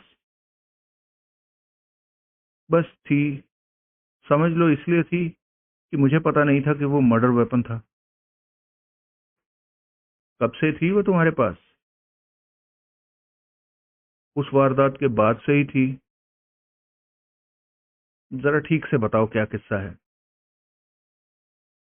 कहाँ से शुरू करूं? अपर्णा से ही शुरू करो, जो मुसीबत की जड़ मालूम होती है। तुमने उसकी और श्रीपत राय की शादी में जो अड़चने बताई, वो अड़चने अभी भी हैं? हाँ। यानी कि आज की तारीख में भी वो पति पत्नी नहीं है? वैसे तो हैं ही, लेकिन कानूनी तौर पर नहीं है। अड़चने क्या है? सबसे बड़ी अड़चन तो यही है कि श्रीपत राय पहले से शादीशुदा है और तलाक हासिल करने में मुश्किलें पेश आ रही हैं। पहली बीवी से क्या शिकायत हुई? गंवार है, अनपढ़ है, मोटी है, बदसूरत है। बचपन में शादी हुई, जबकि वो और श्रीपत राय दोनों नाबालिग थे। 3 बच्चे भी हैं। उन्हीं की वजह से अड़चने हैं। हैं कहाँ वो? गांव में, यहाँ से बहुत दूर। अपर्णा तभी से श्रीपत राय के साथ है जबकि वो गायब हुआ था? हाँ। एकाएक वापस क्यों लौट आई? मैं तो खुद बहुत हैरान हुआ था उसे लौटा देखकर। हैरान भी और परेशान भी। श्रीपत राय का रिश्ता एक कत्ल से बताया जा रहा था। एक ऐसे कत्ल से बताया जा रहा था जो कि ठंडा ही नहीं पड़ रहा था, और उसका रिश्ता श्रीपत राय से था। इन हालात में एकाएक उसका मेरे पास आना। अरे, वजह वजह बोलो उसके लौटने की। पैसे की जरूरत उसे लौटा के ले आई थी। जो नामा पत्ता उन दोनों के पास था वो खत्म हो चला था, तो वो लौटी थी। यानी कि माली इमदाद चाहती थी? फुकट में नहीं। इस लिहाज से उसने बहुत कैरेक्टर दिखाया था। वो काम चाहती थी, कोई भी काम जिसकी उजरत उसे हासिल होती। इसलिए अपने क्रू में तुमने उसकी बाबत फैलाया था कि वो तुम्हारे सीरियल में रोल करने जा रही थी। और क्या करता? एक नई सूरत जब स्टूडियो में रोज रोज मेरे इर्द गिर्द दिखाई देती तो क्या सवाल ना होते कि वो कौन थी और क्या चाहती थी? लिहाजा उसका राजनगर में ही टिकने का इरादा था। हाँ। और श्रीपत राय, वो पीछे अकेला विशालगढ़ में, वो उसे भी साथ लाई थी। क्यों? ये खतरनाक काम क्यों किया उसने? मजबूरी थी। वो सख्त बीमार है, उसे कैंसर है, जिसका इलाज विशालगढ़ में मुमकिन नहीं। ऊपर से पैसा खत्म हो गया। इन हालात में वो उसे वापस यहाँ न लाती तो क्या करती? पुलिस को आज भी उसकी तलाश है। वो यहाँ गिरफ्तार हो सकता है। अपर्णा कहती है वो ऐसा नहीं होने देगी। उसने श्रीपत राय को यहाँ एक बड़ी एहतियात से छुपा कर रखा हुआ है। लेकिन वही एहतियात वो अपने लिए इस्तेमाल न कर पाई, तभी तो वीरेश अस्थाना की निगाह में आ गई। वो कमीना जरूर अपर्णा के चक्कर में स्टूडियो की ताक में होगा। 1 साल से? अब मैं क्या कहूँ। पहुंचा तो वो वहां था, स्टूडियो की ताक में नहीं होगा तो और कैसे उसे अपर्णा की खबर लगी होगी? तुम बताओ। मेरे ख्याल से होगा वो स्टूडियो की ही ताक में, लेकिन वो ताक मुतवातर नहीं, गाहे बगाहे चलती होगी। जरूर इसलिए अपर्णा को राजनगर लौटे 5 दिन हो चुके थे जबकि उसे खबर लगी थी, और वो उसकी फिराक में परसों रात की पार्टी में घुसाया था। ये हो सकता है। था कौन ये वीरेश अस्थाना? मैंने बोला ना कि वो बिचौलिया था। बिचौलिया तो था, लेकिन इसके अलावा और क्या था? और भी तो कोई परिचय होगा उसका। उसके नाम के अलावा मैं उसकी बाबत और कुछ नहीं जानता। वो अपर्णा के पीछे क्यों पड़ा? उसने उसको अगवा कराने की कोशिश क्यों की? जाहिर है कि श्रीपत राय तक पहुंचने की खातिर। पुलिस अपर्णा को नहीं जानती, लेकिन वो उसे बखूबी जानता था। इसलिए जानता था कि जहां अपर्णा होगी, श्रीपत राय होगा। श्रीपत आज तक गायब था, और उसे वार्निंग थी कि उसने गायब ही रहना था। अब जब अपर्णा राजनगर लौट आई थी, तो इसका मतलब साफ था कि श्रीपत भी यहीं कहीं था। वो यहाँ था तो वो राजनगर पुलिस की पकड़ में भी आ सकता था, जो कि श्रीपत का भूतपूर्व बॉस नहीं चाहता। इसलिए नहीं चाहता था क्योंकि श्रीपत की गिरफ्तारी उसकी खुद की बर्बादी की वजह बन सकती थी। श्रीपत की तलाश में उन्होंने अपर्णा पर हाथ डाला। यानी कि अगर वो उनके काबू में आ जाती तो वो उससे जबरदस्ती को बुलवाते कि श्रीपत कहाँ था। जाहिर है। तुम्हें ये नहीं सोचा था कि मौजूदा हालात में अपर्णा का मददगार बनके तुम अपने लिए मुसीबत मोल ले रहे थे? बाजरिया अपर्णा, तुम एक तरह से एक फरार अपराधी की मदद कर रहे थे। सूझा था, बड़ी शिद्दत से सूझा था। लेकिन अपर्णा कहती थी कि ये किसी को पता नहीं चलने वाला था कि श्रीपत राजनगर लौट आया हुआ था, जो कि उसकी खाम ख्याली थी। वो परसों रात पकड़ाई में आ गई होती तो अभी तक बक भी चुकी होती कि श्रीपत कहाँ था। उसके पकड़ाई में न आने से भी मेरा नुकसान तो हो ही गया। उस नामुराद एक्सीडेंट की वजह से पुलिस टूडे में पहुंच गई। यूं खामखा फोकस मेरे पर बन गया क्योंकि वो पार्टी मैंने दी थी, क्योंकि अपर्णा मेरी पार्टी में मेहमान थी। पुलिस को तुम्हारे और श्रीपत के रिश्ते की खबर है? नहीं खबर है। होती तो मैं होटल शान महल वाली वारदात के बिना भी पुलिस की हिरासत में होता। तुम ठीक कह रहे हो। लेकिन स्टूडियो वाली घटना के बाद मेरे पे यूं फोकस बन जाने की वजह से अब खबर लग सकती है। वो अपर्णा को नहीं जानते, लेकिन अगर वो उनकी पकड़ाई में आती तो सब जान जाते। फिर वो मुझे भी जान जाते। फिर वो श्रीपत की राजनगर में मौजूदगी की बाबत भी जान जाते। इन्हीं हालात से घबराकर मैं चुपचाप खिसक गया था, और तब तक खिसका ही रहने का इरादा रखता था जब तक मामला ठंडा न पड़ जाता। मामला ठंडा ही था क्योंकि कोई खास वारदात तो हुई नहीं थी। जो अगवा की कोशिश हुई थी, उसकी एफआईआर दर्ज कराने वाला कोई नहीं था।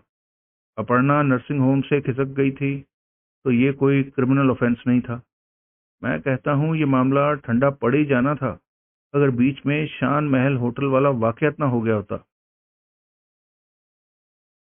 तुम गायब थे और किसी को ढूंढे नहीं मिल रहे थे, तो फिर अपर्णा ने तुम्हें कैसे ढूंढ लिया? कॉपर चिमनी के बारमैन साबले के जरिए ढूंढ लिया, जिससे मेरी पुरानी वाकफियत की अपर्णा को खबर थी। तुम्हारी अपर्णा से बात हुई थी? हाँ, फोन पर मैंने उसे कहा था कि फिलहाल मैं गायब रहना चाहता था और उसे भी गायब रहने के लिए कहा था। तुम्हारी बाबत किसी को भी मालूम था कि तुम कहाँ छुपे हुए थे? मेरे सेक्रेटरी ब्रह्मदत्त को मालूम था, लेकिन उसे मेरी सख्त हिदायत थी कि उसने मेरा अता पता किसी को नहीं बताना। फिर फिर एक लड़की ने ब्रह्मदत्त को फोन किया और मेरे बारे में पूछा। जैसे कि उसे हिदायत थी, ब्रह्मदत्त ने कह दिया कि उसे नहीं मालूम था कि मैं कहाँ था। लड़की को एतबार ना आया। उसने जिद की कि अगर ब्रह्मदत्त उसकी मेरे से बात नहीं करा सकता था, तो कम से कम उसका मैसेज ही मेरे तक पहुंचा देता, जिसके लिए कि ब्रह्मदत्त ने हामी भर दी। क्या मैसेज था? मैसेज एक फोन नंबर था जिस पर रिंग करके मैंने महिमा को पूछना था। तुमने फोन किया था? हाँ। कहाँ से? एक पब्लिक टेलीफोन से, कॉइन बॉक्स में सिक्का डाल के। वजह? मैं किसी महिमा को नहीं जानता था। वो कॉल कोई फ्रॉड हो सकती थी, ये जानने का षड्यंत्र हो सकती थी कि मैं कहाँ छुपा हुआ था। ओह। फिर क्या हुआ? कॉल लगी तो निर्देश के मुताबिक मैंने महिमा को पूछा। वो लाइन पर आई। आई तो बोली कि वो मेरे से मिल के बात करना चाहती थी। मैंने इनकार कर दिया तो बोली कि वो जानती थी कि पुलिस को मेरी तलाश थी। पुलिस को अपर्णा चौधरी की तलाश थी, और जो बम उसने छोड़ा वो ये कि वो जानती थी कि संदीप तिवारी का कत्ल किसने किया था। किसने किया था? कोई नाम लिया उसने? हाँ, लिया। वीरेश अस्थाना का नाम लिया। तुमने पूछा नहीं कि वो कैसे जानती थी कि? मैंने पूछा, बराबर पूछा, फौरन पूछा। ये भी पूछा कि उसका इन बातों से क्या लेना देना था। गुड। क्या जवाब मिला? बोली अस्थाना ने उसे धोखा दिया था। वो उसे छोड़ के किसी और के पीछे पड़ा था, जो कि उसे बर्दाश्त नहीं था। इसलिए अब वो धोखे का बदला धोखे से देना चाहती थी, छल का बदला छल से देना चाहती थी। अब अगर मैं उससे होटल शान महल में मिलना कबूल करता तो वो अस्थाना के कातिल होने का सबूत पेश कर सकती थी। ऐसा उसने साफ कहा था? हाँ। शान महल का नाम पहले उस लड़की ने सुझाया था? हाँ।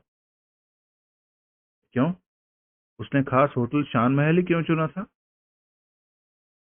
ये बात मुझे भी खटकी थी। खटकनी चाहिए थी। मैंने उससे पूछा था कि शान महल ही क्यों, कोई और जगह क्यों नहीं? वो बोली वो पहले से शान महल में थी और जहां से बाहर निकलने का हौसला वो नहीं कर सकती थी। अगर अस्थाना को पता चल जाता कि वो उसे डबल क्रॉस करने की तैयारी कर रही थी, तो वो उसका कत्ल करा सकता था। ओह। बकौल उसके उसे यही सूट करता था कि मैं शान महल पहुंचता, वहां एक कमरा लेता और फिर उसके नंबर की उसको खबर कर देता, जहां की वो चुपचाप पहुंच जाती। आई सी। बहरहाल तुमने महिमा से उसके कहे मुताबिक मिलना कबूल कर लिया? फौरन नहीं किया। मैंने उसे वक्ती तौर पर यह कह के टाला कि मैं उसे फिर फोन करूंगा, और फिर अपने कुछ इंतजामात किए। क्या? मैंने विनोद पहूजा को फोन किया, जो कि एक प्राइवेट डिटेक्टिव है और जिससे मेरे पुराने ताल्लुकात हैं, और उसे कहा कि वो होटल शान महल में ऐसा इंतजाम करे कि जब वो लड़की मेरे से वहां मिलने आए, तो मेरे और उसमें हुआ वार्तालाप कहीं और रिकॉर्ड किया जा सके। पहूजा ने बड़ी दक्षता से वो सब कुछ किया और मुझे खबर कर दी कि अब स्टेज सेट की जा चुकी थी। यानी कि अब मैं शान महल के कमरा नंबर 303 में उस लड़की को बुला सकता था, और 307 में 303 में होती हर बात रिकॉर्ड की जा सकती थी। गुड। आगे पाहुजा से ओके मिल जाने के बाद मैं होटल शान महल पहुंचा। वहां मैंने ये कह के एक कमरा बुक कराया कि मेरी भाभी विमला माथुर बाद में पहुंचने वाली थी। भाभी विमला माथुर, यानी कि कमरा नंबर 405। हाँ, वो तुमने बुक कराया था? हाँ। विमला माथुर कहाँ से टपकी? कहीं से नहीं टपकी, वो एक फर्जी नाम था जो कि उस वक्त मैंने गढ़ लिया था। लेकिन कोई विमला माथुर वहां पहुंची तो थी, जिसको खुद रिसेप्शन क्लर्क चेतन मेहरा ने 405 की चाबी सौंपी थी। वो अपर्णा चौधरी थी जो मेरे बुलावे पर वहां आई थी और अपने आप को विमला माथुर बनाकर 405 में पहुंची थी। उसे वहां क्यों बुलाया तुमने?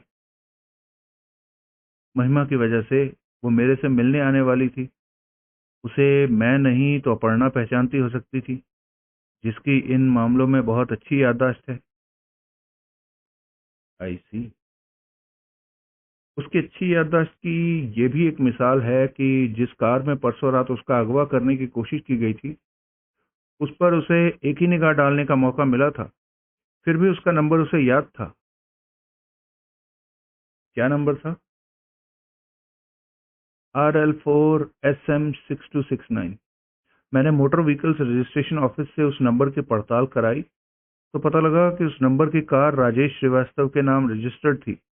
तब अपर्णा ने मुझे बताया था कि वो भी वीरेश अस्थाना का ही एक फर्जी नाम था। उस डबल आइडेंटिटी का वो ये इस्तेमाल करता था कि जब उसे एक नेक इज्जतदार शहरी बनना होता था तो वो राजेश श्रीवास्तव बन जाता था। आई सी। अब जरा मेन स्टोरी पर वापस लौटो। सब कुछ सेट हो जाने के बाद तुमने महिमा को फिर फोन किया और उसे कमरा नंबर 303 में आने को कहा? हाँ। और फिर तुम्हें फोन किया? क्यों? क्योंकि एकाएक मुझे ये चिंता सताने लगी थी कि महिमा के माध्यम से कहीं मैं पुलिस के जाल में तो नहीं फंस रहा था। उस संकट की घड़ी में मुझे किसी की सलाह की, किसी की मदद की जरूरत थी, इसलिए तुम्हें फोन किया। तुम मुझे ढूंढ भी रहे थे, इसलिए मुझे उम्मीद थी कि तुम मेरी कॉल पर मेरे पास आने से इनकार नहीं करने वाले थे। वो लड़की महिमा कहती थी कि वो होटल शान महल में ही मौजूद थी। तुमने पता करने की कोशिश की थी कि वो कौन से कमरे में थी? कोशिश की थी, लेकिन मालूम हुआ था कि महिमा नाम की कोई लड़की वहां नहीं ठहरी हुई थी। इसका क्या मतलब हुआ? यही कि या तो वो वहां किसी और नाम से ठहरी हुई थी या फिर ठहरी ही नहीं हुई थी। क्या मतलब? उसने कहा तो था कि वो शान महल में थी। अभी तुमने खुद बताया था।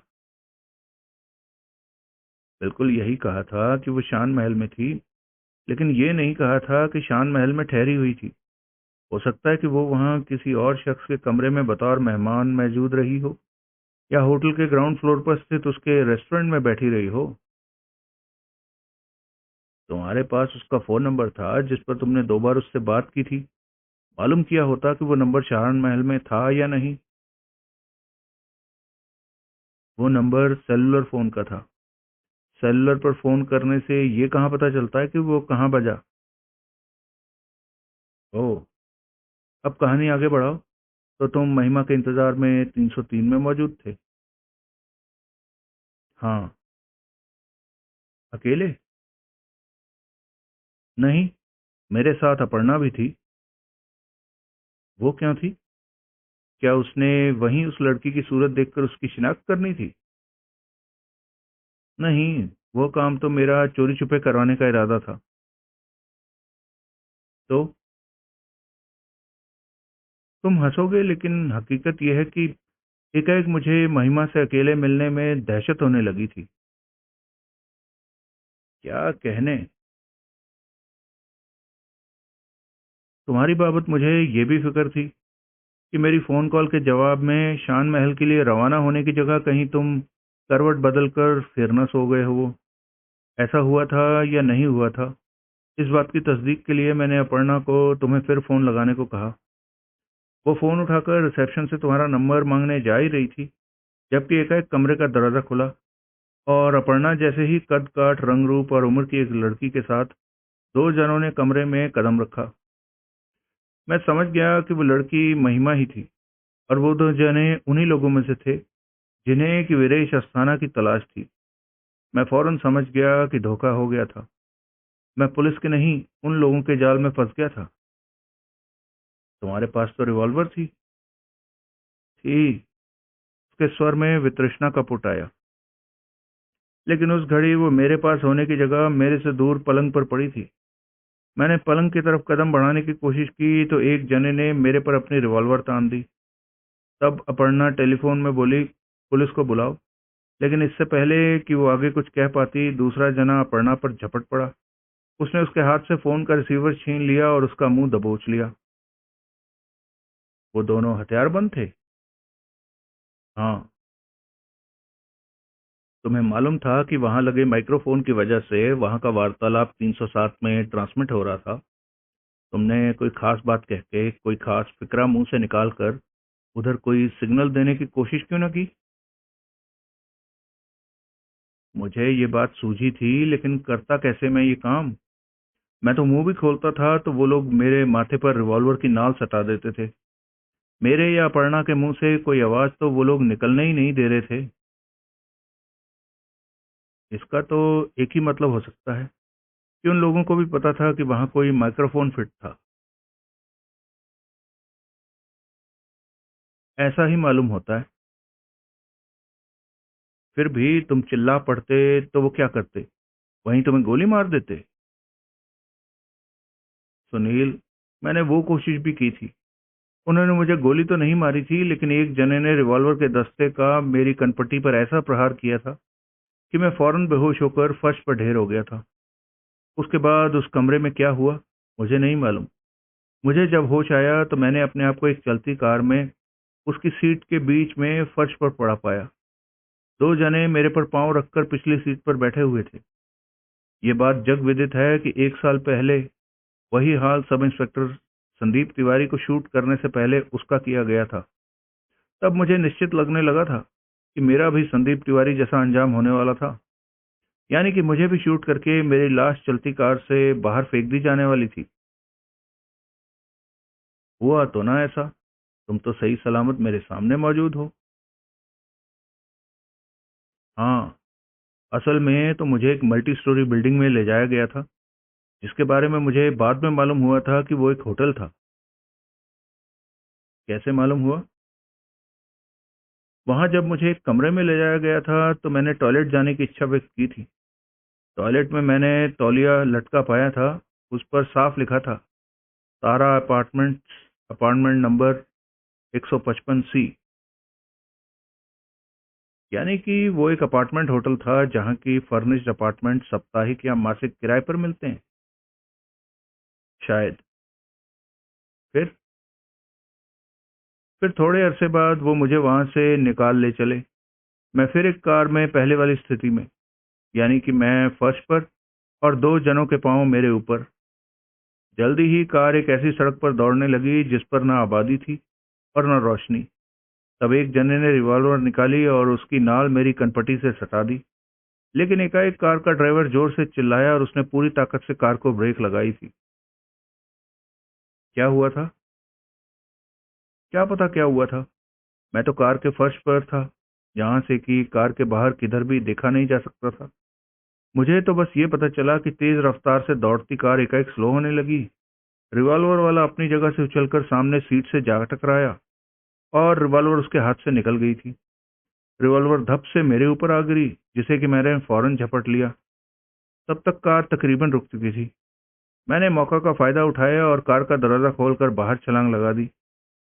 जहां मैं बाहर सड़क पर जाकर गिरा था, वहां सामने ही घनी झाड़ियां थी, जिनमें मैं घुस गया और उनके बीच से होता हुआ कार से विपरीत दिशा में सरपट भागा। फिर फिर क्या? फिर समझ लो कि एक करिश्मे की तरह मेरी जान बच गई। कार को क्या हुआ था? क्या पता क्या हुआ था। अंधेरी सड़क पर शायद कुछ सामने आ गया था, जिसकी वजह से ड्राइवर को एकाएक कार रोकनी पड़ी थी। कोई झाड़ियों में तुम्हारे पीछे ना लपका? ना, उसकी वजह वो रिवॉल्वर ही होगी, जो कि एक करिश्मे की तरह मेरे हाथ लग गई थी। कोई मेरे पीछे आता तो मेरी चलाई गोली का शिकार हो सकता था। हो सकता था। आगे? आगे यही कि कितनी ही देर में जिधर सींग समाया उधर चलता रहा। फिर मुझे एक सड़क दिखाई दी जहां से मुझे शहर को जाती एक बस मिली, और यूं मैं वापस शहर पहुंचा। उसके बाद उसके बाद मैंने तुम्हें बताया ही है कि क्या हुआ। मैंने तुम्हारे ऑफिस का रुख किया, जहां पहुंचते ही मैं पकड़ा गया। फिर फिर मेरी ऐसी तैसी फेर दी पुलिस वालों ने। धीरे धीरे सब कुछ कबूलवा लिया। सब कुछ कबूलवा लिया तो मुझे लॉकअप में बंद कर दिया। सबसे ज्यादा पंगा उस रिवॉल्वर की वजह से हुआ था, जो कि मेरे अपहरणकर्ताओं में से एक के हाथ से छिटक कर मेरे हाथ में आ गई थी। शहर में सेफ पहुंच चुकने के बाद जब मैंने उसे देखा था, तो मुझे क्या पता था कि वो रिवॉल्वर तो मेरी अपनी थी। अब मुझे क्या पता था कि उस रिवॉल्वर से शान महल में वीरेश अस्थाना का कत्ल हुआ था। पता होता तो मैं उससे पीछा ही छुड़ा लेता। रजिस्टर्ड रिवॉल्वर से पीछा छुड़ाना हंसी खेल नहीं होता। पूछे जाने पर रिवॉल्वर ना पेश किया जाना भी पुलंदा बांध सकता है। ये भी ठीक है। पुलिस को तुम्हारे अगवा और रिहाई की कहानी पर विश्वास आ गया? नहीं आया, बिल्कुल भी नहीं आया। तभी तो मैं यहां बंद हूं। क्यों नहीं आया? खास तौर से इसलिए नहीं आया क्योंकि मैं उन्हें उस जगह पर नहीं ले जा सका जहां की कार को एकाएक ब्रेक लगी और मुझे उसमें से निकल भागने का मौका मिला था। क्यों नहीं ले जा सके थे? मुझे पता ही नहीं था तब मैं कहाँ था। उसके बाद कोई घंटा भर तो मैं झाड़ झंकाड़ों में चलता रहा, जबकि मुझे ये तक नहीं पता चला कि मेरा रुख शहर की ओर था कि उससे उल्टी तरफ। बस तो याद होगी कि कहाँ से पकड़ी थी। नहीं याद। याद क्या, मुझे पता ही नहीं था कि मैं सड़क पर कहाँ था। मैं किसी बस स्टैंड पर तो था नहीं। मैंने राह चलते बस आती देखी और उसे रुकने का इशारा किया। बस वालों की मेहरबानी थी कि यूं उन्होंने बस रोक दी। सवार होने पर पता लगा था कि वो शहर की तरफ ही जा रही थी। किसी और तरफ जा रही होती तो मैं किसी और तरफ चला जाता। सुनसान सड़क पर चलते टांगे तोड़ने से तो वो भी अच्छा होता। यूं मैं कहीं तो पहुंचता, फिर जहां पहुंचता वहां से राजनगर लौटने का जुगाड़ कर लेना क्या बड़ी बात होती। बस वालों से ही पूछा होता कि बस में चढ़ते वक्त तुम कहाँ थे और वो कहाँ से आ रही थी। मुझे ख्याल तक नहीं आया पूछने का। मैं तो इतने से ही बाग बाग हो गया था कि बस शहर जा रही थी। तब क्या मुझे सपना आना था कि बाद में मुझे पुलिस पकड़ लेगी और उन्हीं बातों की बाबत सवाल करेगी जिनकी कि मेरी निगाह में कोई अहमियत नहीं थी। क्यों नहीं थी? होटल शान महल में एक खून हुआ था। मुझे पता नहीं था कि वहां खून हुआ था। वो सब मुझे पकड़े जाने के बाद पुलिस से तब पता चला, जबकि उन्होंने मुझे ये बताया कि मेरे पास से बरामद हुई रिवॉल्वर ही मर्डर वेपन था। तुम्हारा अगवा हुआ था। कबूल, लेकिन उसकी कोई रिपोर्ट दर्ज करवाने की मेरी कोई मर्जी नहीं थी। पुलिस के पास जाकर मैं अपनी हालत आ बैल मुझे मार जैसी नहीं करना चाहता था। जो वारदात एक बार हुई थी वो फिर हो सकती थी। तब की तब देखी जाती। और और क्या किया पुलिस ने तुम्हारा पुलंदा बांधने के लिए? वो मुझे तारा अपार्टमेंट्स लेके गए। तुम्हारी शक्ल से लग रहा है कि वहां भी कोई घपला किया होगा तुमने। सुनील, तारा अपार्टमेंट्स में अपार्टमेंट नंबर 155 सी है ही नहीं। वहां सिर्फ 60 अपार्टमेंट हैं, जिनके नंबर 1 से 60 तक हैं। मुझे भी यही अंदेशा था। क्यों? किसी होटल के तौलिए पर होटल का नाम छपा होना मामूली बात है, लेकिन उस पर कमरे का या अपार्टमेंट का नंबर भी छपा हो, वो मामूली बात नहीं है। ये होता ही नहीं। तौलियों की एक ही किस्म होती है, जो कि कहीं भी इस्तेमाल के लिए रखी जा सकती है। उस पर होटल का नाम के साथ कमरे या अपार्टमेंट का नंबर भी छपा होगा। तो फिर तो होटल वालों को जितना कमरे होंगे उतने तौलियों के सेट रखने पड़ेंगे। ऐसा कहीं होता है? लेकिन वो तनिक आवेशपूर्ण स्वर में बोला, मैंने अपनी आंखों से उस टॉयलेट में लटके तौलियों पर तारा अपार्टमेंट्स अपार्टमेंट नंबर 155 सी लिखा देखा था। मैंने तो। खड़े हो जाइए। तभी दरवाजे पर खड़ा हवलदार बोला, मुलाकात का वक्त खत्म हो गया है। सुनील उठ खड़ा हुआ। अब मैं क्या करूं? सक्सेना एकाएक व्यग्र भाव से बोला, कोई ऐसी तरकीब सोचो प्यारेलाल, जिससे कि तुम्हारी कहानी पर पुलिस को एतबार आ जाए। उन्हें एतबार नहीं आने वाला। वो पहले ही बहुत सख्त लफ्जों में मुझे झूठा करार दे चुके हैं। फिर तो तुम अभी यहीं रहोगे। लेकिन तुम्हें तो मेरी बात पर एतबार करना चाहिए। तुम भी मुझे झूठा करार दोगे तो फिर तुम्हारे यहाँ आने का मुझे क्या फायदा हुआ? यही फायदा हुआ कि पहले अकेले तुम सोचते कोई ऐसी एक्सप्लेनेशन जिससे कि तुम्हारी कहानी विश्वसनीय लगे। अब मैं भी सोचूंगा। यानी कि कुछ करोगे? कोशिश करूंगा। Thank you. तुम्हारी खातिर नहीं तो? वो हक्का बक्का सा बोला, अपने अखबार के लिए एक सेंसेशनल स्टोरी की खातिर। ओह, अपर्णा चौधरी अब कहाँ है? मुझे नहीं मालूम। आखिरी बार मैंने उसे होटल शान महल के कमरा नंबर 303 में उन बदमाशों के चंगुल में ही देखा था।